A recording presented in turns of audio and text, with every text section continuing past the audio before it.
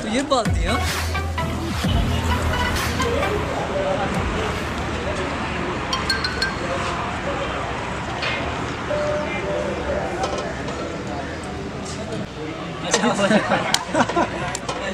Waiter.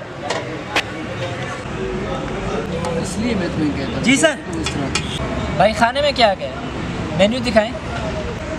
कुत्ता कढ़ाई, बिल्ला कढ़ाई, मेंढक बर्गर, चूहा कीमा, गेलर जा पकोड़ा, गो जो मगर, सांडे जो सूप, कबाब बिरयानी, गदा सालिम पीस, कुम्मी जा पावा है। सर इनमें से आपके लिए क्या लेके सर?